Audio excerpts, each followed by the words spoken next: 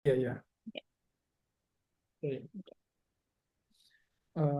Baik, Assalamualaikum warahmatullahi wabarakatuh dan selamat sore. Eh, Baik, terima kasih atas kesempatannya Ibu Nurul Afifah dari Universitas Pembangunan Nasional Veteran Jakarta, Fakultas Ilmu Komputer. Pada kesempatan kali ini kita akan melakukan kegiatan benchmarking terkait rencana pembelajaran semester dari eh, Fakultas Ilmu Komputer UPN Veteran Jakarta. Kebetulan ada pun RPS kami dari Politeknik Negeri Samarinda, mungkin akan saya paparkan terkait RPS kami dan kami harapkan agar diberikan masukan yang dapat menjadi eh, rekomendasi atau tambahan-tambahan pengetahuan terkait RPS dari kurikulum terbarukan. Baik, saya izin share screen ya, Bu. Baik, silakan Pak.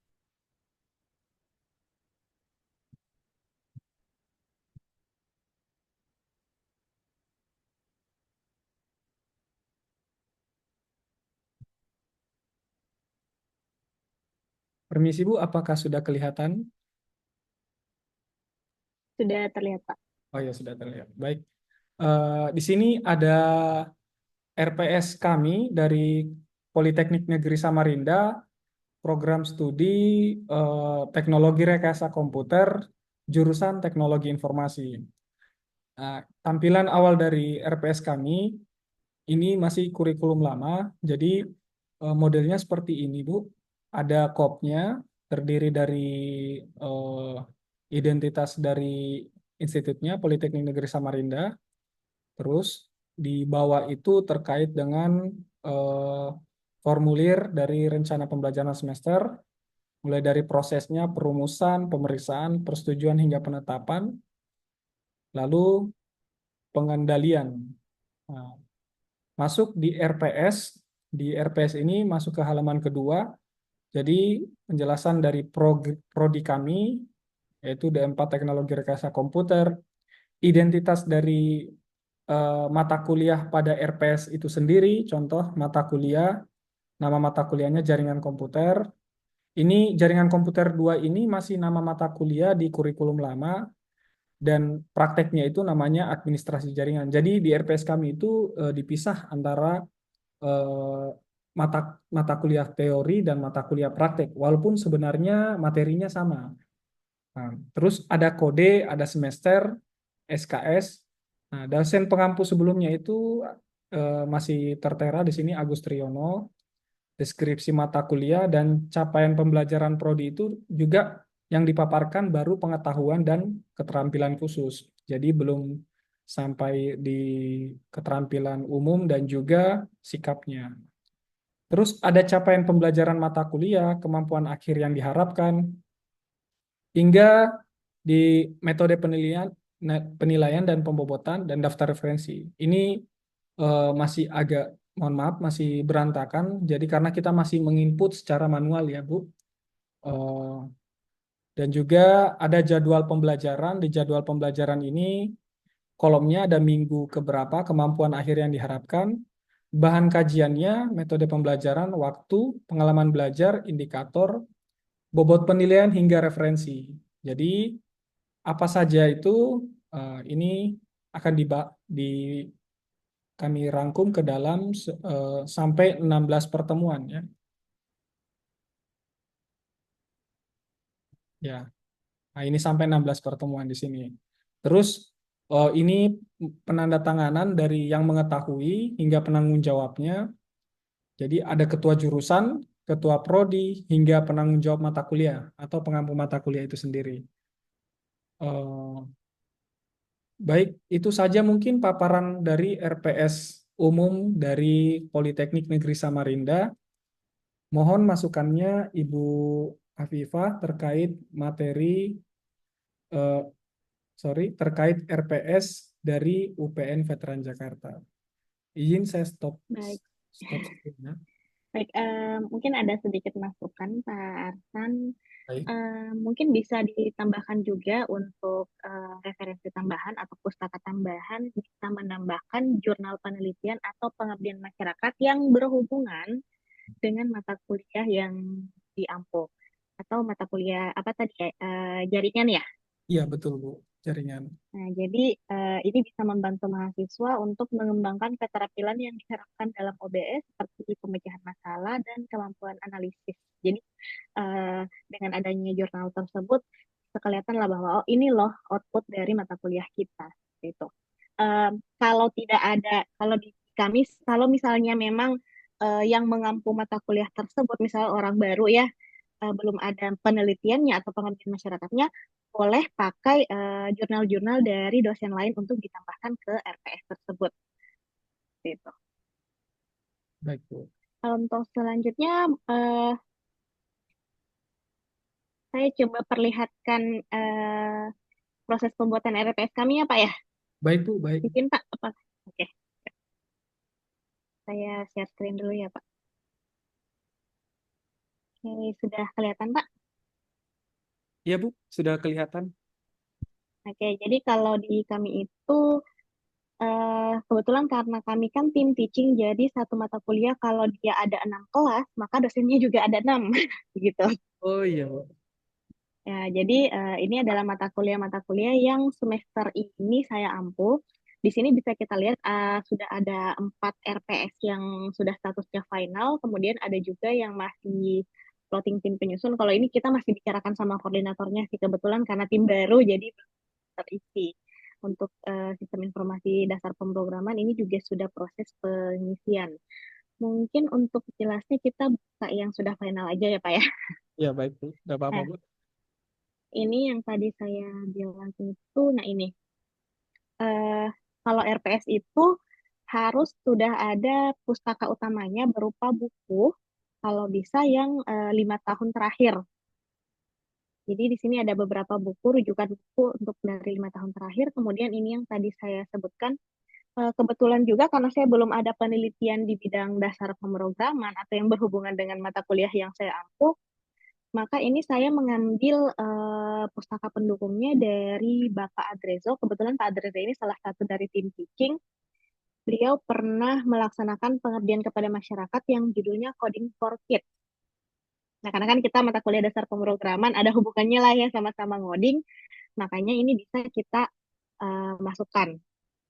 Begitu juga dengan peningkatan literasi digital, ini juga masih berhubungan lah dengan dasar pemrograman, ini juga kita masukkan di pustaka pendukungnya. Nah, nantinya ini akan kita bahas di salah satu pertemuan di apa namanya di mata kuliah dasar pemrograman ini. Kemudian ada CPMK ini untuk yang umum. Di sini ada 5 CPMK. Nah, kalau di kami sendiri sih kami sebenarnya cukup mengisi yang bahasa ini. Nanti di yang apa namanya yang Englishnya ini akan otomatis diterjemahkan dari yang bahasa. Jadi sebenarnya kita cukup isi ini aja. Yang deskripsi via versi Englishnya itu otomatis seperti itu. Kemudian, ya ini juga kalau misalnya status RPS-nya kami sudah final, maka kita tidak akan bisa lagi untuk mengutak-atik RPS-nya, Pak. Jadi kalau sudah final, tidak ada lagi perubahan sampai semester berikutnya, seperti itu. Kemudian ini sub CPMK, sebenarnya ini sih yang paling penting kalau kurikulum OBE ya, karena kita akan melihat kemampuan akhir yang diharapkan dari mahasiswa di setiap pertemuannya. Kemudian ini kita juga harus mapping sub CPMK 1 itu berhubungan dengan CPMK yang mana. Jadi kita mapping, kemudian eh, ini juga harus ada bobotnya antara CPMK 1 dan CPLS. Untuk CPL-CPL ini, Pak, ini bukan diisi oleh dosen yang bersangkutan, ini sudah diisikan oleh Sekjur atau Forprodi. Jadi nantinya koordinatornya biasanya dipanggil. Contoh untuk koordinator praktikum dasar pemrograman, kebetulan saya sendiri, saya ditanya untuk sikap, biasanya ada CPLS 1, CPLS 2. Nah, itu saya pilih CPLS mana yang sesuai dengan mata kuliah yang saya ampuh. Kemudian ini juga ada CPLP, CPLKU ini saya CPLKU ini yang umum kalau nggak salah. Kemudian ke ini kemampuan di saya agak lupa sih bagian ininya ya. Jadi intinya yang CPL ini apa namanya dibebankan kepada prodi. Jadi kita tinggal memetakan bobot dari CPMK tadi sesuai dengan CPL prodi. Jadi tidak menutup kemungkinan CPL ini ada yang sama dari mata kuliah yang satu dengan mata kuliah yang lain. Nah, selanjutnya karena kan kalau RPS yang berbasis OBE itu sudah ada bobotnya untuk masing-masing. Jadi memang di sini kita sudah tidak sembarangan ngasih tugas lagi. Jadi kalau misalnya di RPS-nya di pertemuan 5 saya tidak memasukkan rencana evaluasi penilaian tugas misalnya, maka saya nggak boleh ngasih tugas ke mahasiswa seperti itu. Tapi kalau misalnya di pertemuan 7 saya tulis ada penilaian tugas, maka saya harus kasih tugas ke mahasiswanya. Karena kalau itu tidak dilakukan, otomatis bobotnya juga jadinya berkurang karena kita ngelihat ambil bobotnya dari situ. Kemudian ini untuk RPS-nya terdiri dari kemampuan akhir tiap tahapan belajar, kemudian indikator penilaiannya seperti apa, kemudian ada juga nih metode penilaiannya bagaimana, apakah dari aktivitas partisipasif atau dari pemberian tugas, kemudian ada apa kegiatan dan metode pembelajarannya, apakah luring atau daring. Kemudian apakah ada penugasan terstruktur? Tugasnya ini misalnya kita setnya berapa menit, itu juga ditulis di sini. Kemudian materinya apa? Nah, di bawah materi ini juga ada pustaka-pustakanya. Kalau dari RTS-nya Pak Arsan tadi, saya lihat sih sudah ada ya, kode-kode pustakanya sudah ada di bagian samping ya. Betul, Bu, betul. Kemudian mungkin yang kurang ini sih Pak, kalau nggak salah tadi jamnya ya Pak ya. Iya, betul, Bu. Kami masih belum Nah, lengkap. betul. Jam sama pustaka pendukungnya. Eh, so far itu saja sih Pak kalau dari kami ya. Nah, nantinya kalau semua ini sudah selesai, ini grand totalnya sudah 100%, kita tinggal klik finalisasi dan kita tinggal download RPS-nya. Jadi tahapannya itu kalau di kami, pertama itu berupa draft dulu yang dari prodi, kemudian plotting tim penyusun. Di sini sudah bisa kita buka, kemudian setelah itu pengisian, setelah itu ke review prodi dulu. Jadi yang review pertama kali itu core prodinya. Kalau di core prodinya ada revisi, dikembalikan lagi ke dosennya. Kalau tidak ada revisi dari prodi, lanjut ke review wakil dekan satu, yaitu bidang akademik. Kalau dari wakil dekan satu sudah oke, maka nanti statusnya akan jadi final.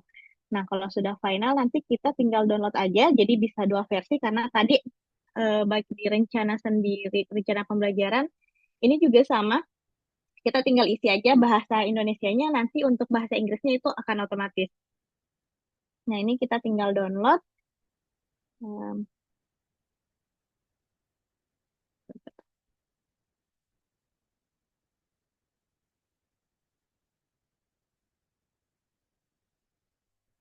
lagi loading.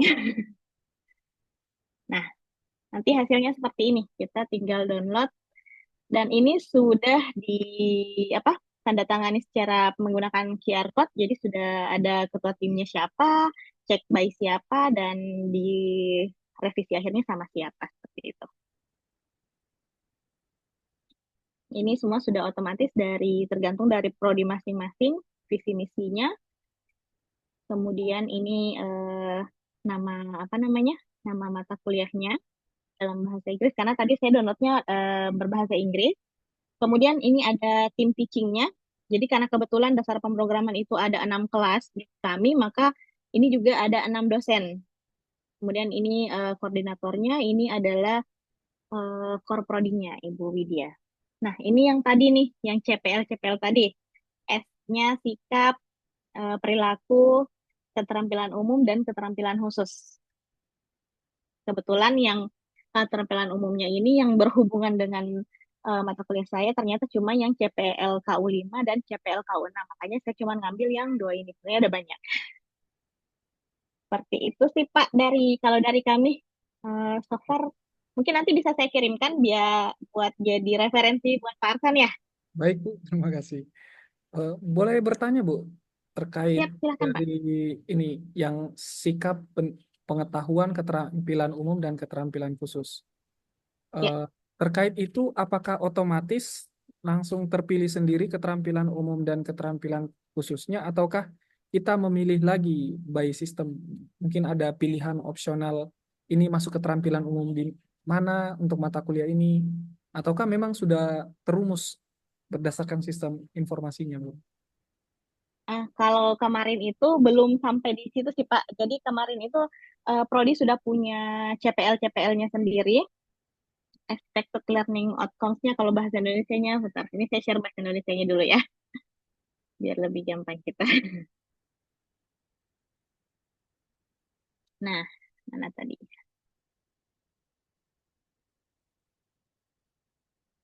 Nah ini, capaian pembelajaran lulusannya. Nah, jadi sebenarnya Prodi itu sudah punya CPLS, CPLP, CPLKU, dan CPLKK. Jadi mereka punya daftarnya. Seperti CPLS ini kalau tidak salah kemarin CPLS-nya ini ada 5.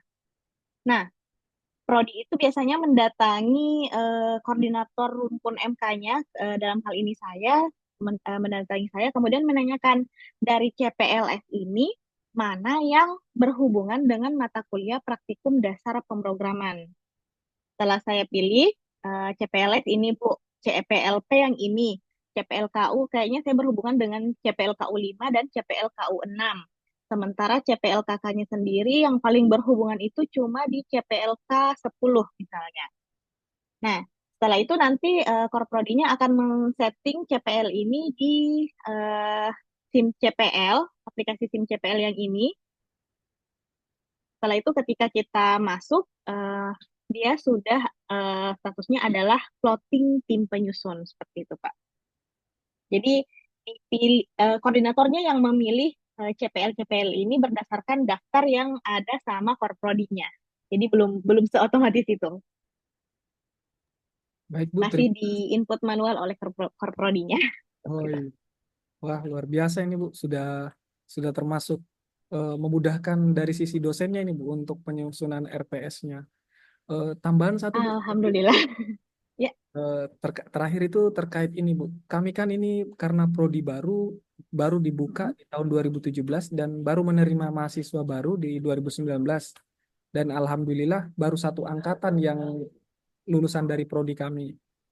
Untuk mengembangkan RPS seperti ini, Bu, by sistem informasi, kalau boleh tahu, Bu, histori, mungkin sedikit saja ringkas terkait histori penyusunan RPS ini, apakah mungkin memang prodinya sudah lama terbentuk, ataukah mungkin dari tingkat universitasnya yang sudah mulai mengembangkan sistem RPS ini, Bu? Baik, Bu. Ini dari tingkat universitas Pak, karena kebetulan kita mau RPS se UPN Veteran Jakarta itu apa namanya template-nya sama. Kalau kita bikin manual kan pasti beda-beda ya. Ada yang fontnya beda lah, ada yang marginnya beda lah. Jadi makanya Univ mengakomodir, Univ yang membuat sistemnya sampai akhirnya bisa digunakan oleh semua fakultas di UPN Veteran Jakarta. Gitu. Baik, Bu.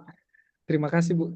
Termasuk tantangan juga buat kami di Politeknik Negeri Samarinda dan penilaian dari nilai dasar berakhlak ASN. Jadi kami harus adaptif, harus Betul, betul. mengikuti bahan dari perkembangan teknologi sekarang. Karena jujur saja Bu, dari Polnes sendiri ini masih tahap pengembangan. Apalagi dari sisi administratif ini kami sangat kurang sekali karena dosen kami yang minim, yang sedikit, dan pengelola sumber daya khusus di bidang IT juga masih termasuk minim, jadi kami agak terlambat, Tiff.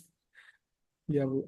Di kami juga sebenarnya baru sih Pak sistem ini. Ini benar-benar baru digunakan itu di awal semester. Hmm. Sosialisasinya itu di akhir semester genap kemarin. Implementasinya di semester yang ganjil yang sekarang. Jadi baru proses developingnya sendiri pun bertahun-tahun sih.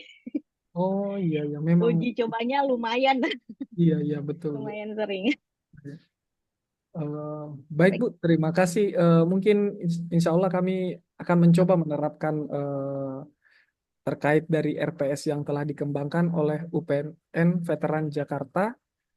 Dan mohon izin Bu, kalau boleh nanti di-share juga contoh format RPS dari UPN Veteran Jakarta Ya, agar bisa menjadi pertimbangan kami untuk menyusun ke depannya ini Polnes ini akan diarahkan seperti ini RPS-nya dan menjadi salah siap-siap. satu panutan juga terkait administrasi dari rencana pembelajaran semester.